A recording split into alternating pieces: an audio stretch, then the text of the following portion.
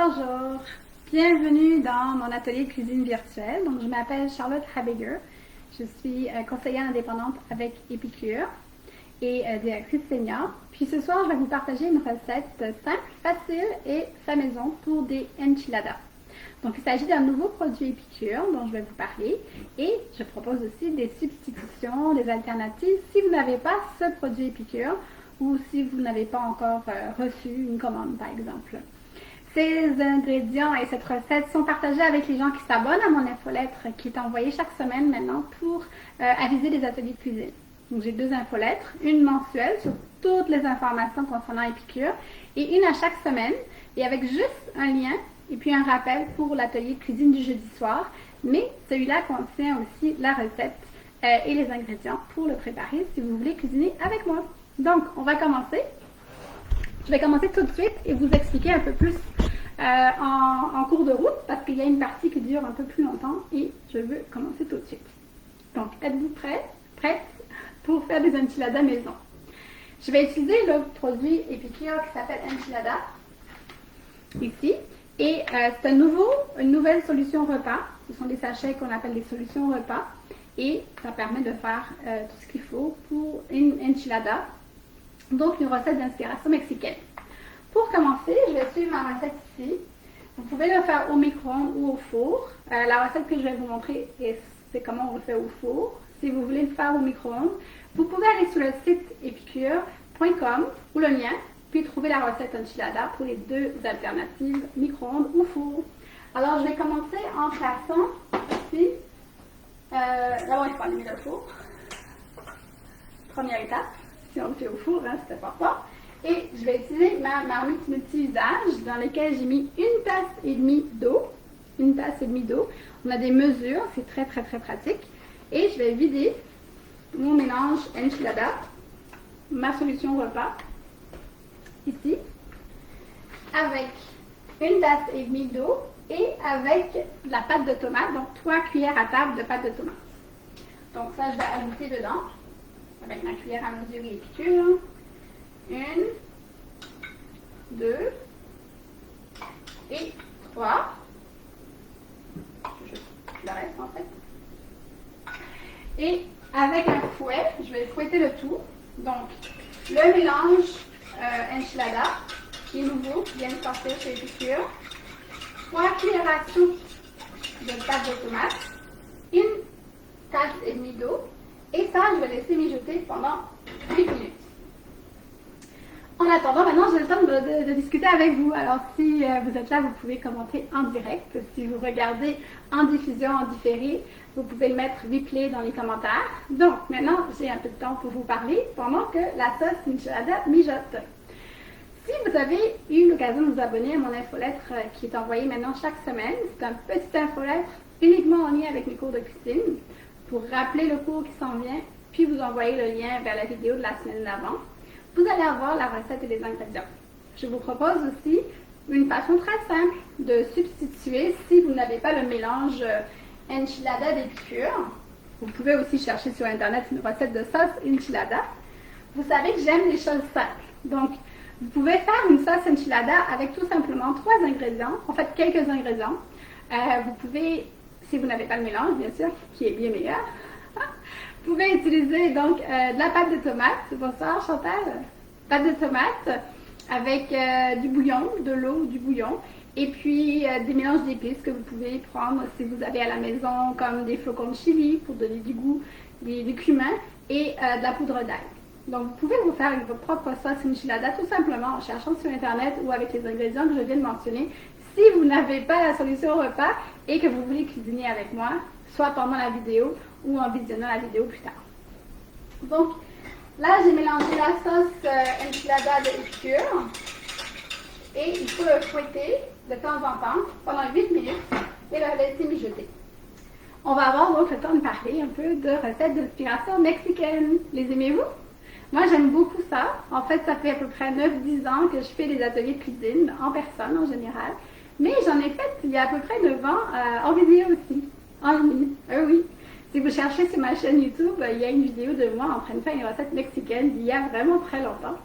Et on utilise en fait 4 produits Épicure chez nous.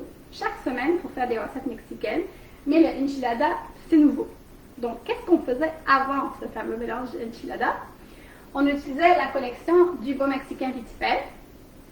Dans la collection du beau mexicain vite fait, il y a le mélange guacamole. En quelques minutes, avec un avocat écrasé et ce mélange, on a une guacamole, toute simple. Sel aussi, c'est quoi des ingrédients. Avec le mélange fajita, avec de la viande hachée, ou nous on fait végé, donc plutôt avec des champignons, des haricots, de différentes sortes. On peut préparer des fajitas avec ça, tout simplement très peu de quantité, parce que c'est vraiment concentré. Avec le mélange poco picante, on fait une salsa en quelques minutes aussi. Tout simplement de la tomate avec le mélange, tomate fraîche coupée en morceaux ou tomate en boîte. Ça fait une salsa très bonne, très fraîche, la quantité que vous voulez. Le quatrième item de la collection du beau mexicain vite fait, c'est les nachos, fromage nacho. Donc vous pouvez faire une trempette chaude nacho, fromage nacho. Ou moi je l'utilise pour simplement, je le verse simplement sur mes nachos ou mes repas mexicains, d'inspiration mexicaine, parce qu'on utilise presque plus de fromage à la maison, donc juste un petit peu de ça, ça peut remplacer comme la garniture de fromage. Alors ça, c'est la collection du beau mexicain vite fait. Mais ce soir, on utilise le nouveau mélange enchilada pour faire une recette de enchilada. Donc là, je continue à mijoter en revenant de temps en temps ma sauce à enchilada. L'étape suivante, quand la sauce va être prête, on va ajouter du jus d'olive ou du jus de citron. Bonsoir Régine. Alors, on va utiliser notre presse agrumes que vous connaissez sûrement maintenant. Et on peut utiliser soit de la lime, c'est ce qui est indiqué dans la recette, ou du citron. Moi, je vais utiliser un citron, donc je vais le couper en deux tout de suite.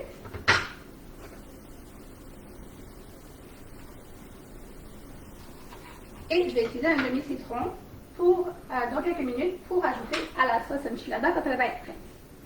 Elle doit mijoter 8 minutes en fouettant. Elle commence déjà à s'épaissir. Par la suite, on va préparer des enchiladas. Donc, ça va prendre des tortillas. Je vais en faire 4. Ça va prendre des haricots aussi ou des fèves. Vous pouvez en acheter en canne. Ça prend 2 cannes de fèves. Si vous utilisez des cannes, c'est suggéré d'utiliser des haricots noirs. Moi, j'ai décidé de mélanger 4 sortes de fèves. Et j'ai mis de côté l'équivalent de 2 cannes. Donc, c'est mon choix. Vous pouvez utiliser les fèves de votre choix.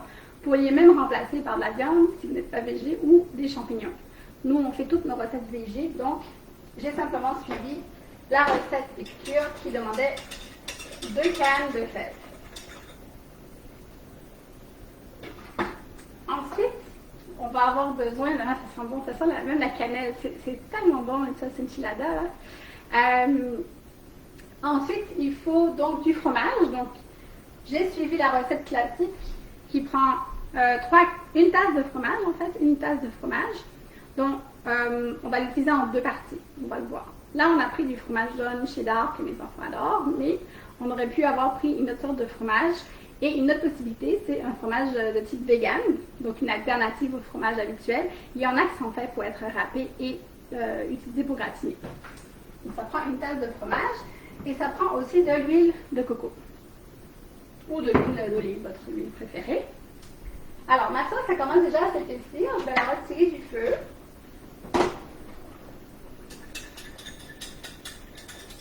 Ça commence à s'épaissir, donc je vais la retirer du feu. Et je vais ajouter un demi-citron avec le presse-agrumes.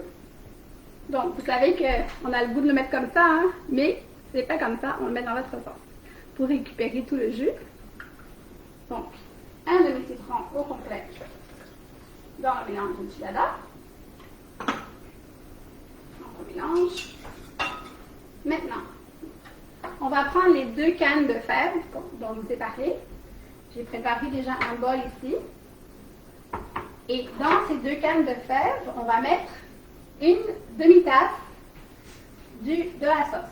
Donc, une demi-tasse de sauce. Ah, j'ai oublié l'huile de coco ou l'huile d'olive. Donc, c'est une cuillère à thé. Une cuillère à thé d'huile d'olive ou d'huile de coco.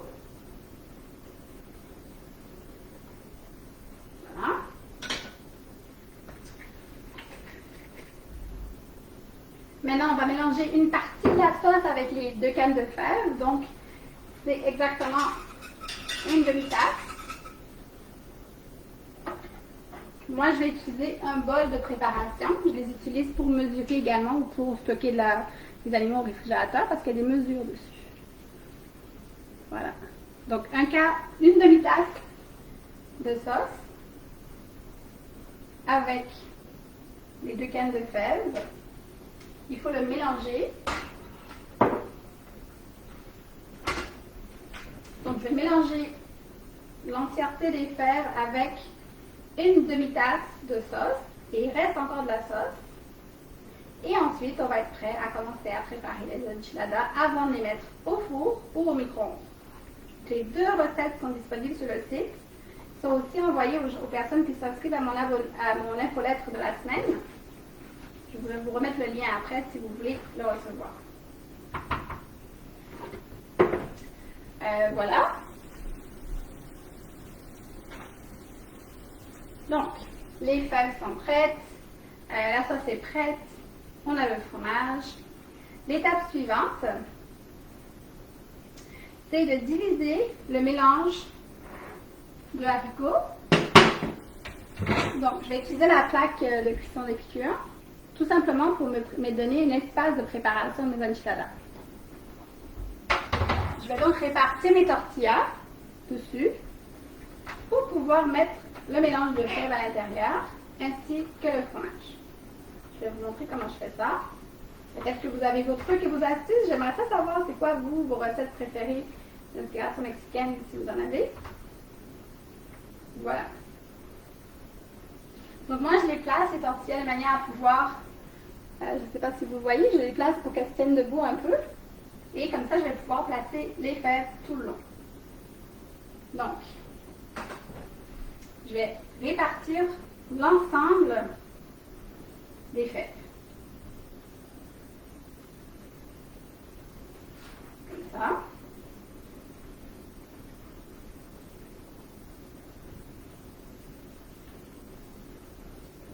Je répartis entre les 4 tortillas l'ensemble des fèves. Je les place à peu près au milieu, un peu en ligne, mais surtout au milieu.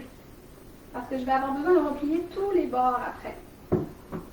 Donc je les mets au milieu, un peu en ligne, mais en laissant l'espace tout autour pour pouvoir fermer le enchilada à la fin. Donc je répartis l'ensemble des 2 cannes de fèves à laquelle j'avais ajouté la sauce. Et là, je vais ajouter 3/4 de tasse de fromage sur le dessus.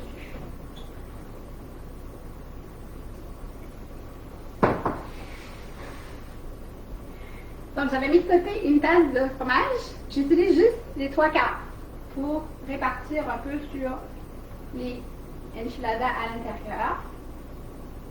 Le reste ira tantôt sur le dessus, on va mettre de côté ensuite. Donc, je répartis 3/4 de tasse de fromage sur le dessus, dessus à l'intérieur, dans le fond. Là, on va se préparer à fermer. Donc, je vais vous expliquer les enchiladas, peut-être vous le saviez déjà, moi je ne le savais pas avant. Les enchiladas, on les ferme, on ferme les bouts, puis ensuite on le met à l'envers. On va utiliser les tubeuses, vous pouvez utiliser un plat de cuisson. Moi je vais les cuire au four dans les tubeuses. Donc on les place à l'envers dans les tubeuses parce qu'on va verser le reste de la sauce dessus. Pour l'instant, on fait juste préparer les enchiladas. Donc, moi je ferme les côtés. Je ferme d'abord le côté comme ça. Ensuite, je ferme les bords. Quand les 2 bords sont fermés, on va aller les placer à l'envers. Donc, tout est fermé comme ça, on va les mettre à l'envers comme ça dans les tubeuses. Je vais vous montrer à la fin aussi pour que vous voyez exactement qu'est-ce que ça va donner. Alors, on les ferme serrés, puis on va les coller serrés aussi entre eux. Pour que tout rentre dans les tubeuses, puis aussi simplement pour la recette. Qu'ils tiennent ensemble, qu'ils tiennent bien fermés pendant la cuisson. On ferme sur les bords, les côtés, on referme les bouts. On met à l'envers et on place dans les suiveuses. Voilà. On les met assez serrés. Je vais vous montrer dans une seconde qu'est-ce que ça donne. Ferme les côtés, les bouts, tout très serré. Puis on le met à l'envers dans les suiveuses. Vous pouvez aussi utiliser un plat de cuisson. Moi, je trouve juste pratique. Ça va au micro-ondes et au four régulier. Donc voilà les 4 enchiladas. Ça a l'air bon déjà, hein? Ça sent super bon les épices. Après ça, il manque juste de mettre la sauce par-dessus. On va verser la sauce par-dessus.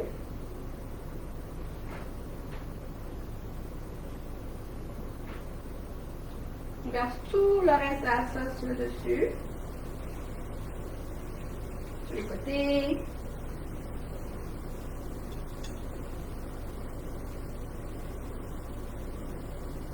Partout. Vous allez voir que c'est beaucoup plus humide qu'on peut dire, par exemple, qu'un burrito ou qu'est-ce qu'il y a d'autre, du burrito, des tacos. C'est beaucoup plus humide dans le sens que ça va être couvert de sauce comme ça. J'utilise l'ustensile pour récupérer le tout. Et ça va aller, on va ajouter le reste du fromage, puis ça va aller au four pendant 15 à 20 minutes.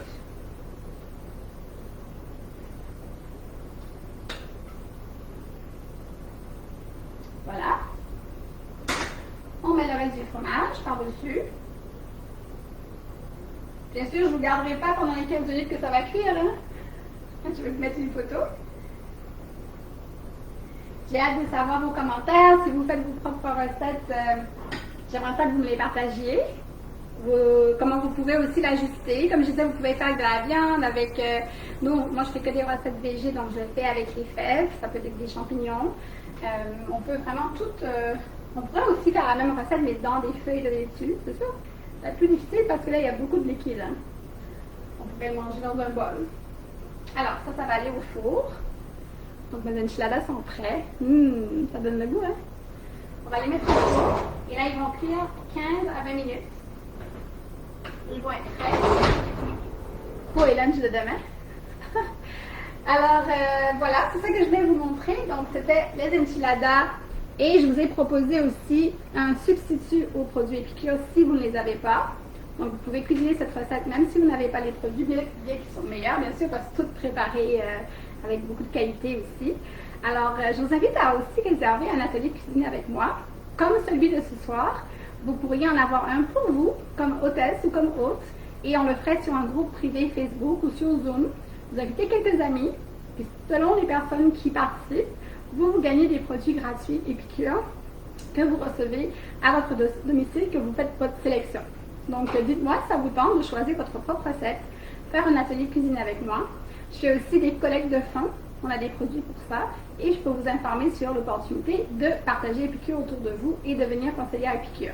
Donc, faites-moi signe, communiquez avec moi. Mettez vos commentaires, vos photos, vos propres partages sous la vidéo. Et je vous dis à très bientôt. Merci d'avoir assisté à cet atelier. Bonsoir.